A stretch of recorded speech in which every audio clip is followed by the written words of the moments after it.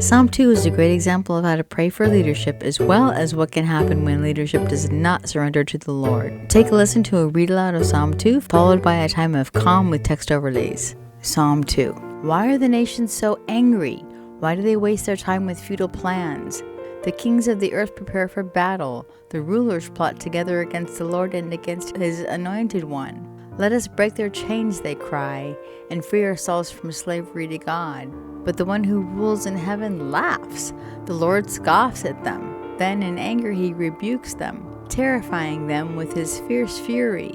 For the Lord declares, I have placed my chosen king on the throne in Jerusalem, on my holy mountain. The king proclaims the Lord's decree.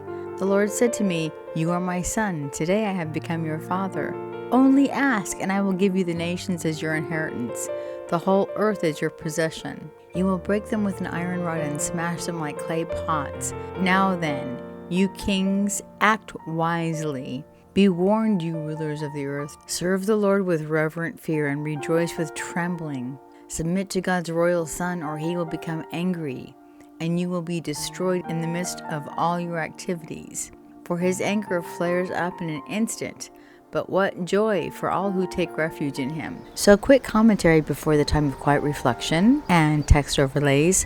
One thing that caught my attention is that in God's perfection, he laughed at the rebellion. He wasn't confused or wondering how to handle the rebellion. However, not only did he laugh, he also showed loads of patience and mercy by telling them to be wise. So I think of myself and how I handle things, and considering Psalm 2:1, how often do I invest time that God has gifted me with futile plans? And in 2, how often do I invest time in preparing for battle by way of imagining how things might play out and how I might handle things or things of that nature? It also says in verse 2, the rulers plot together against the Lord and against his anointed one. For me, there are various ways that I think of plotting together. One thing that comes to my mind is, how often do I listen to or engage in gossip? With those things in mind, let's go into a time of rest with text overlays.